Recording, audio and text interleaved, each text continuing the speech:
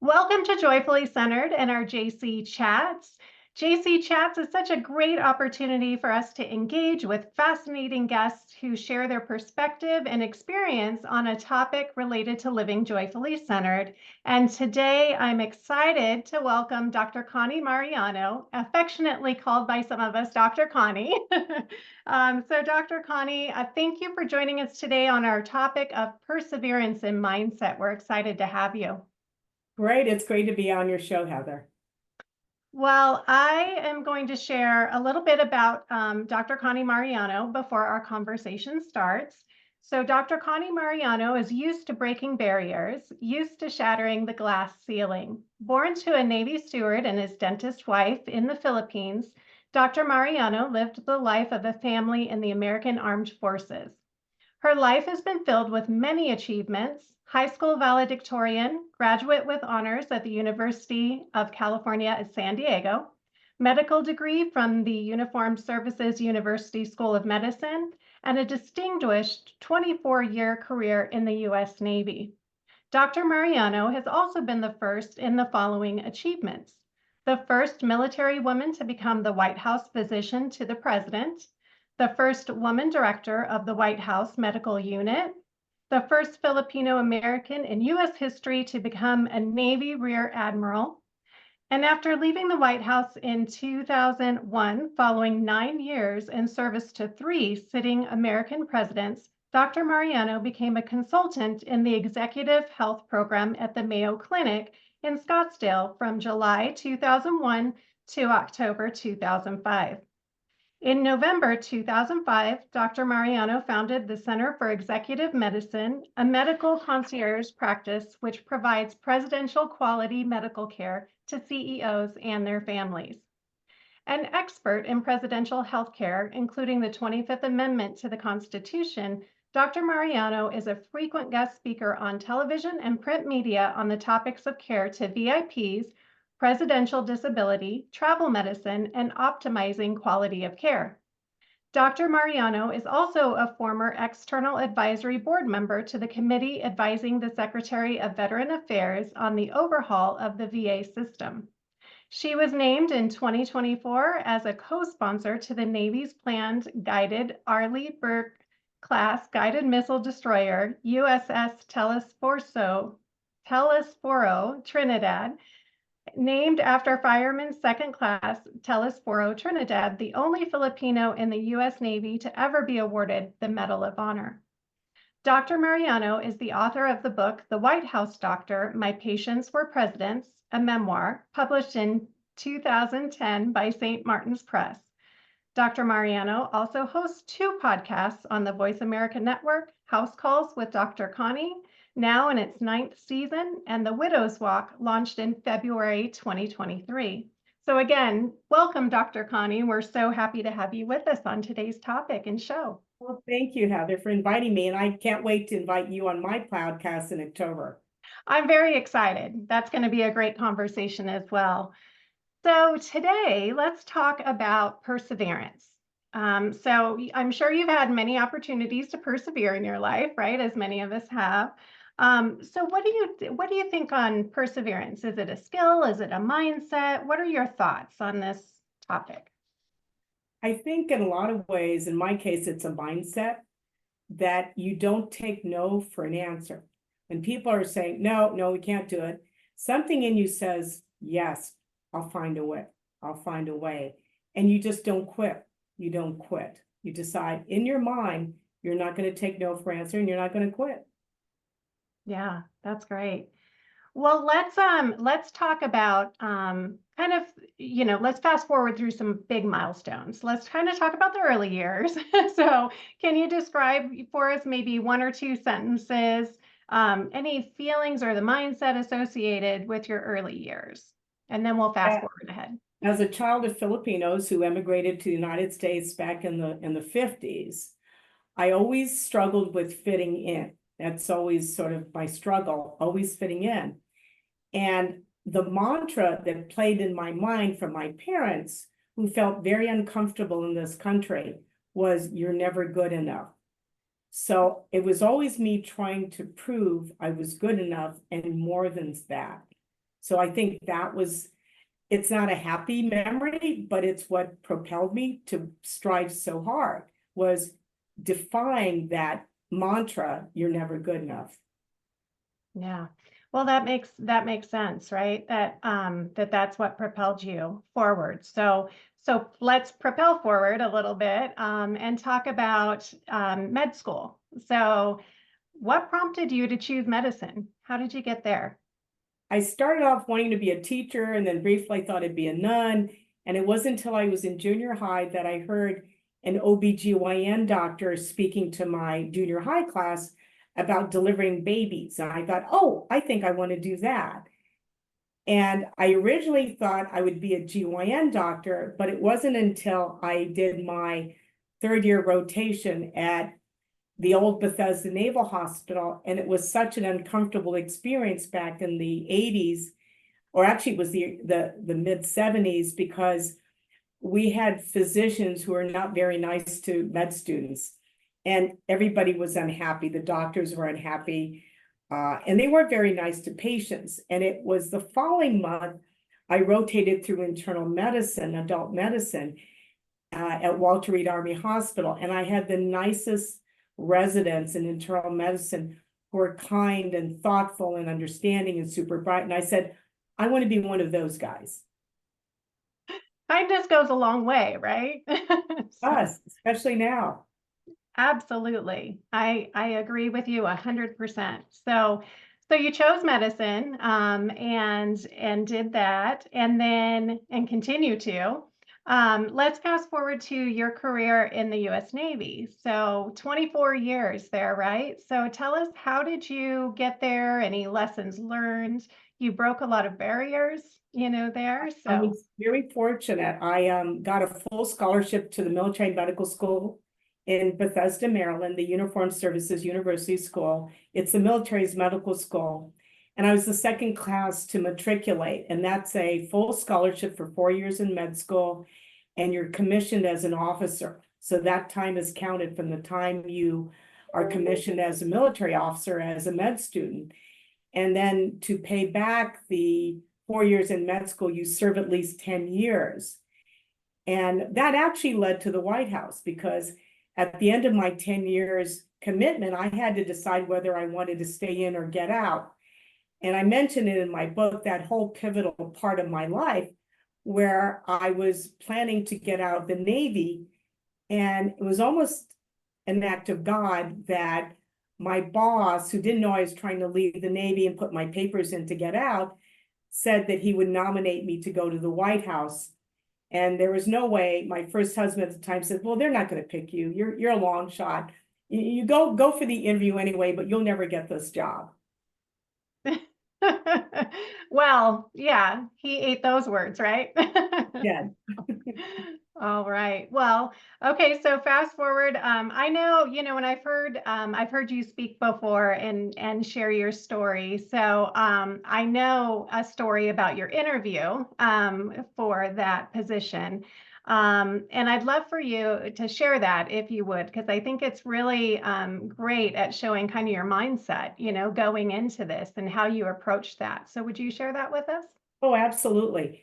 I was one of 6 candidates from the Navy to be nominated for the position of White House doctor to represent the Navy.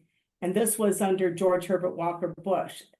And the White House medical unit has been in existence since the early 1900s.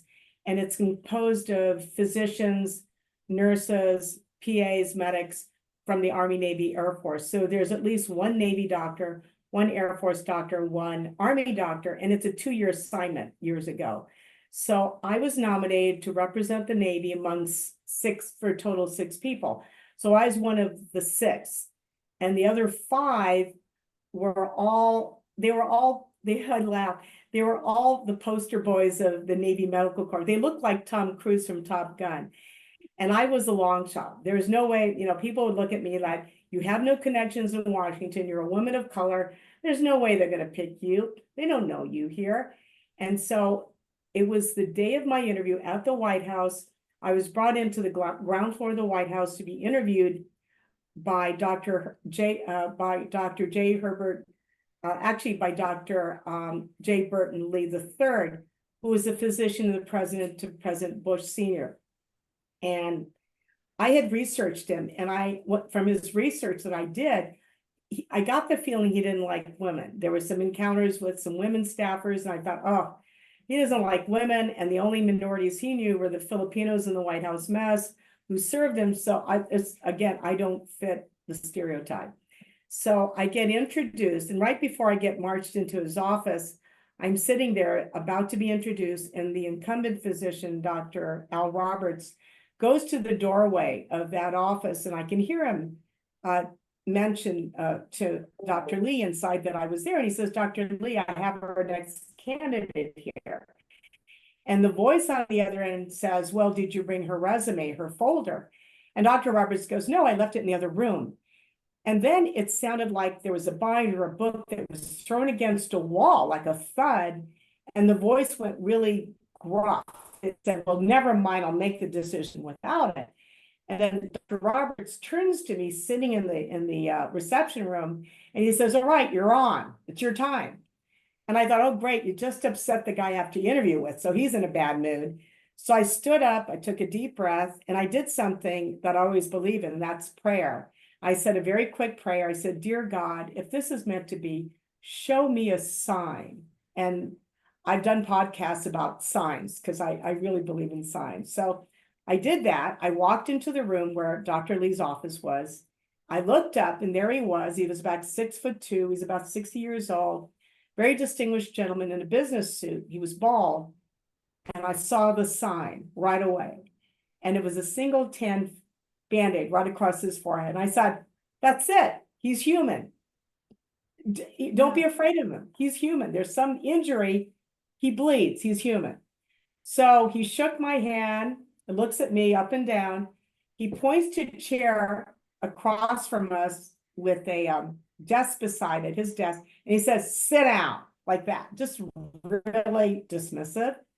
And so as I walk over very quietly, I thought, man, this man doesn't warm up. He's a man who doesn't believe in foreplay, I can tell you that.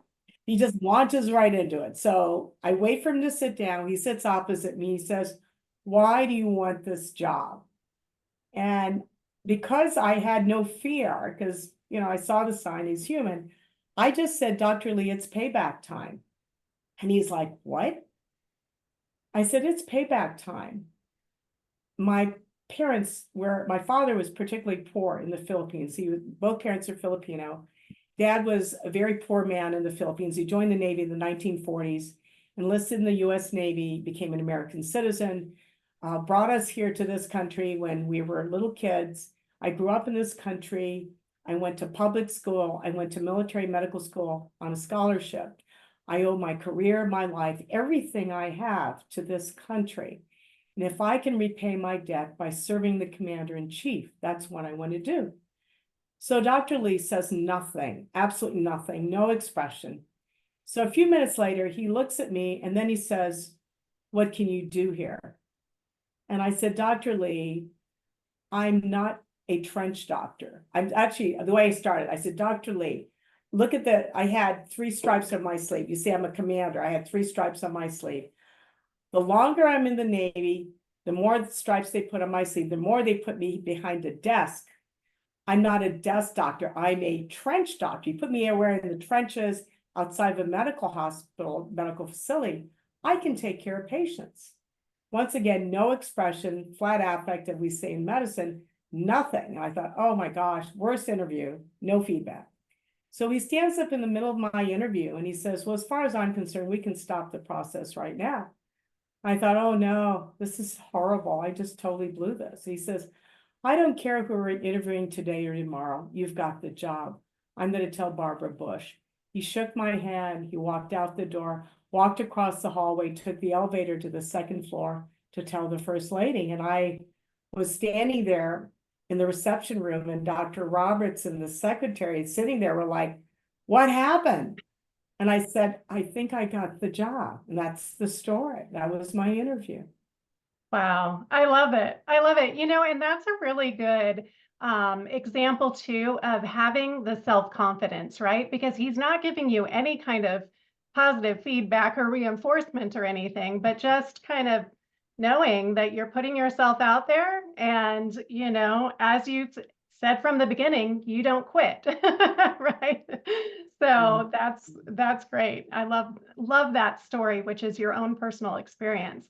So you get to the White House now and everything, and I'm sure that you, throughout that experience, three sitting presidents and all dignitaries and everybody that kind of comes with that. I'm sure there were some other opportunities there to persevere, or really that perhaps did it ever challenge kind of your mindset to be there? It did. It challenged, well, physician-wise, the medical part, not a problem. You become a good doctor, but it's navigating the people around the presidency, the inner circle, learning how things are done. And at the White House, it isn't about you, doctor, it's about your patient. It's the only time a doctor will get a call and say, the president will see you now. So you truly serve. You're, as a White House doctor, you're there 24/7. We do 24/7 call. You're there when he travels, you're there on the elevator he takes, you're there in the motorcade, you're on Air Force One, you're on Marine One, you're at Camp David.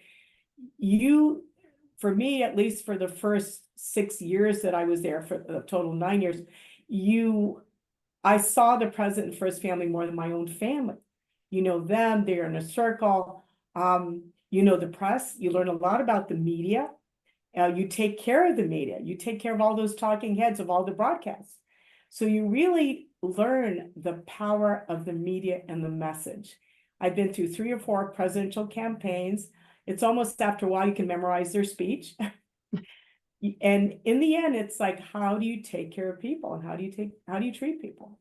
Yeah, I imagine it'd be a really interesting display of humanity, right? Because you're seeing everything and everyone behind the scenes. Mhm. So it would really be, to me, that's really fascinating, right? Just humanity in general. So Oh, absolutely. People are yeah, fascinating, and the stories they tell. And as doctors, you don't see people as a doctor, you don't treat them because they feel great. You see them when they feel their worst. They're sick, they're having a flu, and so what are they like when they're grumpy? What's a good day? What's a bad day? And the biggest fear at the White House that we have is presidential death, presidential assassination. So you're always prepared for that. And that's a whole different topic of presidential protective medical support that I worked on while I was there. So it's a lot of things, and there's a lot of just logistics. And when you try to institute change, one of the things that comes up when people tell you, well, you can't do it because we've always done it this way. And so you need to challenge that. If you know a better way, then you challenge it in a very tactful way so you can institute change. And that's the interesting thing, the challenge of how do you bring about good change? Mhm. Yes, I agree. I agree. I've had those conversations, the ones where we've always done it this way, conversations. Yes, And yes. And you smile and um, go, well, has it worked? exactly. How's that working? Because How's it this is where working? we are now, right? So Right. very good. Okay. So let's is there any other fascinating, I'm sure you have a lot of different stories to tell. Any other stories you'd like to share from your experience, or thoughts from your experience at the White House before we move on to the next chapters or phases? It was really a special time because you really got to know people well. People are different on camera than they Yeah. are in personal, private. And you get a lot of time talking with my patients, knowing them, knowing their families, and as human beings, just getting to know them. And it's a tough job. Public office is a very tough job. Celebrity, people want to be rich and famous. Fame, fame is overrated. Fame is tough Yeah. because who's the real you? You've got the public persona, and it depends on how that is filtered through the media, through the press, right? A Yeah. good day is a good press day. When nothing bad's happening, a bad day, you ride it, you minimize difficulty, and you wait for something worse to happen to take you off the front page of the paper. but you wonder at the core, who is that human being there? And for me as a physician, my job is the physical human, taking care of them, but also, emotionally, psychiatrically, psychologically, and a little bit, if you're a really good life coach, what are they spiritually, emotionally, their whole life, what are they like as people, devoid of the title. You cannot be intimidated by their title. Right, right, because you're treating the whole person, right? Yeah. So I could see how that could definitely come into play. And yeah, I don't know about, the famous part, right? If I would really, how much of that, because it does come with so many judgments and preconceived notions of others and stuff, and a lot to manage there. So, No, it's a difficult thing. Fame's yeah, tough on people. A lot of yeah, people definitely. can handle it very well. They get lost in their publicity, and then you don't know who the real person is. Right. You have Okay, to stay so grounded. That's the big thing. You have to stay stay grounded. grounded. Is that what you said? Yeah, stay Mhm. grounded. Yeah. Absolutely. So from the White House, so then you moved on, and I know that you had started the Center for Executive Medicine after leaving Mayo Clinic, right? Yes, about So 19 years ago. okay, so that's no small feat, starting your own practice. Well, neither was working in the White House, right, and doing that. But so what prompted you to start your own? I love the Mayo. They're wonderful people. But I wanted to do something that I thought about at the White House. And it's pretty much have a practice where I was on call 24/7, that I knew my patients well, that I can be with them, spend 90 minutes for an exam or see them whenever I needed them, and really develop a relationship long term, knowing my patients and their families. And at the time in 2009, 2010, well, actually, no, take it back. It was 2005, 2004, 2005. Physicians up in Seattle, Harold Marin was a physician starting the direct pay concierge care movement, which is pretty much not insurance based. So physicians would be retainer based, direct pay to the physicians to work for the patient, would not be reimbursed by insurance.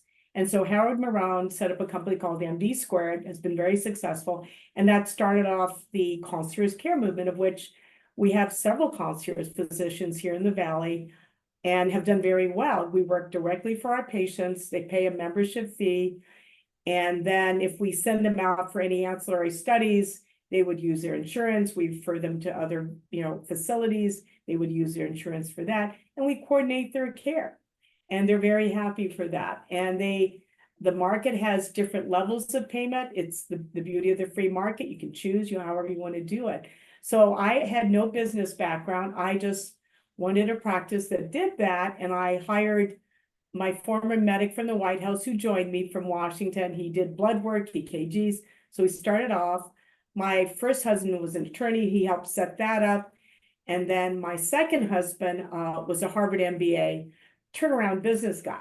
So I got a lot of education from somebody who knew the business world very well, was very savvy. So I learned a lot about business then. So that was the interesting thing about business, because the majority of physician practices don't do well. They fail. They teach you to be a good doctor, but they don't teach you to be a business person unless you go and get an MBA. Right.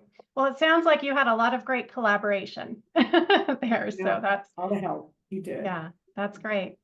Okay. So then moving, kind of from there, and I'm not sure the timing. So tell us about the timing, how this worked out. But I know too, you've had the opportunity to persevere with love and loss, Yeah. and finding, great love, and then, losing that love and moving forward from there. So can you tell us about, tell us about that and the perspective and mindset, and then maybe any words of wisdom for those that are facing, a situation like that right now? We have our, as you know, Heather, you've got your professional life, which you do in your business, but you have your personal life, right? And through the military, I was married for 29 years to my high school sweetheart, the father of my two kids. But after what, you realize you needed to move on, right? The 65% of marriages in this country end in divorce. And so after 29 years of marriage, I wanted out.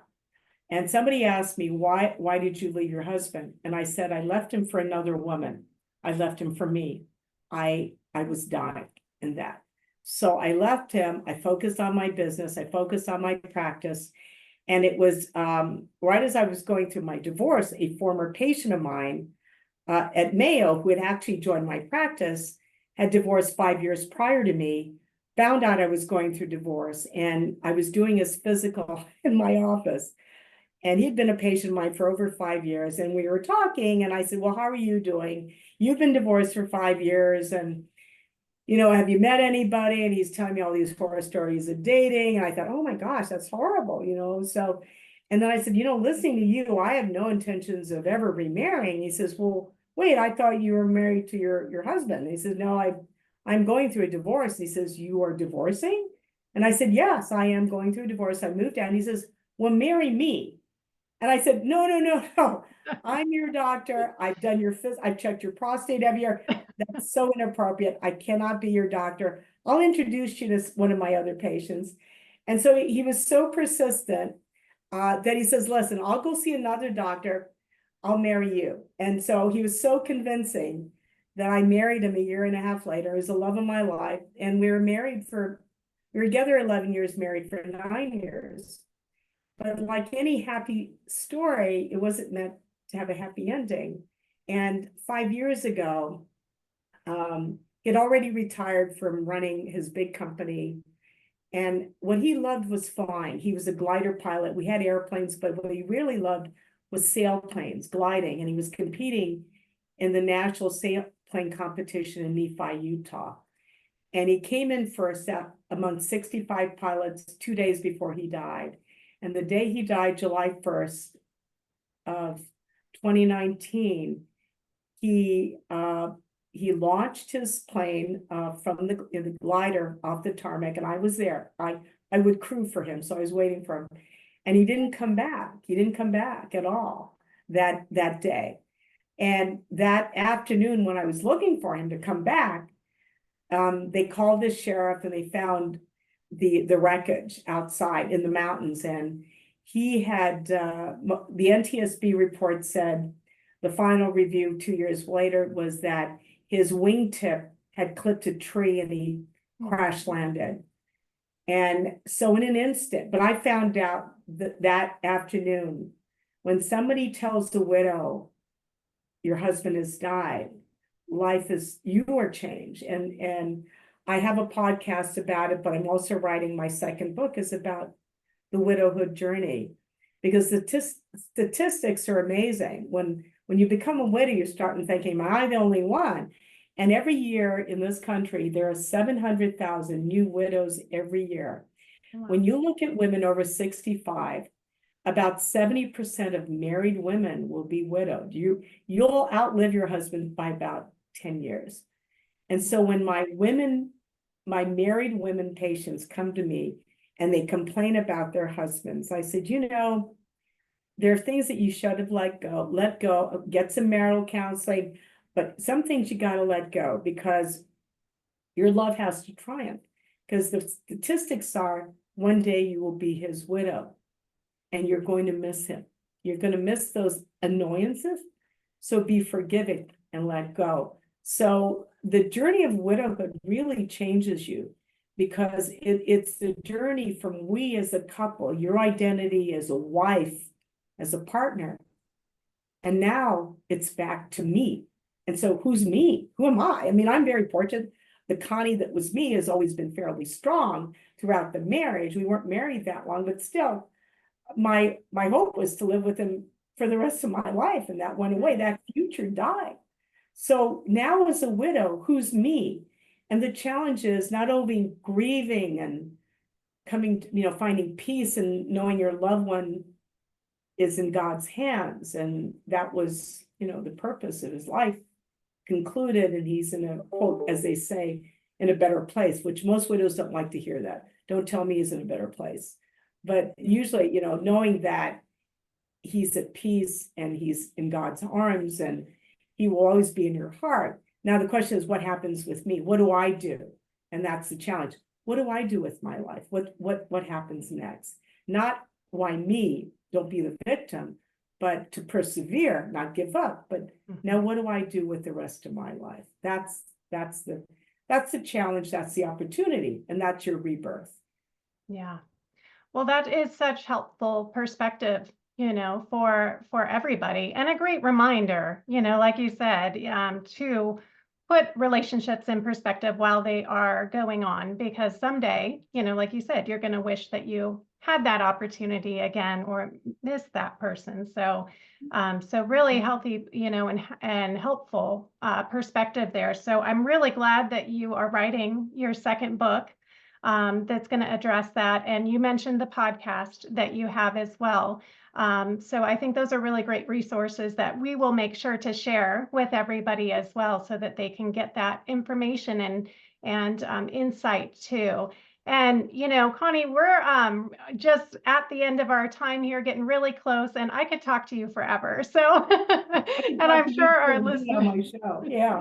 yeah, our listeners, I'm sure are, loving everything that they're hearing from you as far as being able to have that perspective and insight from you. So thank you for sharing it. Real quick, I just want to ask you as we wrap up, what are you doing today besides working on the second book? And that, tell us anything else you're doing today that's bringing you joy. Oh, what a wonderful thing. I'm having dinner with one of my friends. So we're going to have dinner, and then we're going to go see a movie. Dennis Quaid had a movie that they just put out about Ronald Reagan, who I had not met Ronald Reagan. I knew his doctors. I followed with Bush Sr., so I never got a chance to meet him, but I grew up in California and I was a Reagan scholar. So I had gotten a scholarship as a California State Scholar at that time when he was our governor. So that movie's out, so I get to indulge in popcorn, and I call it my gal pal time with my girlfriends, which is really good therapy. And I think as widows, when there's no longer a spouse, you hang out with other widows or girlfriends who aren't married or divorced, who you just enjoy that time with your friends. That they really get you through a lot. I love that you're doing that. We'll enjoy every minute of it. And tell the listeners, like I said, we'll mention it in the comments in that as well. But how can they get a hold of your book? And then where can they find both of your podcasts? Oh, thanks for that plug. If you want to order my book, Amazon it has it available, and go on Amazon, and it's The White House Doctor: My Patients for Presidents, under Dr. Connie Mariano. That's on Amazon, and they're amazing. They'll ship it out to you. If you want me to sign it or send you a book plate with my signature, you can email me at Connie, CONNIE, at DRC Mariano, which is MARIANO.com, and I'll send you a book plate if you email me your address. I have 2 podcasts on the Voice America Network on the Empowerment Channel. So if you Google Voice America and go under Empowerment Channel, I have House Calls, which is in the 9th season now, and that talks about different topics. It's every 3rd Thursday of the month is House Calls on at about 4 p.m. Pacific Standard, but you can listen anytime to previous podcasts. And then, and Heather, you're going to be on that show in October. And then the other show that's really gotten a lot of listeners, over 30 to 40,000, is The Widow's Walk. And that I launched in February of 2023, and that's in its 1st season. And that's also on Voice America Empowerment Channel. And you Google The Widow's Walk, and it really has touched a lot of widows. But also I've done episodes with widowers, and also one with parents who've lost their children. So you're working with a lot of loss and sadness, and it's really my way to heal, but by healing, by helping others. That's really how you find that your suffering, your sadness had a purpose to help somebody, and that really brings me joy. That's where you get back to joy, which is really the purpose of your podcast, Joyfully Centered. Absolutely. Well, again, Dr. Connie, thank you so much for sharing your time with us today. And I want to thank all of our listeners as well for tuning in. And I want to remind everybody, just keep living and being joyfully centered. And we look forward to seeing you all next time. Goodbye, everybody. Thanks again.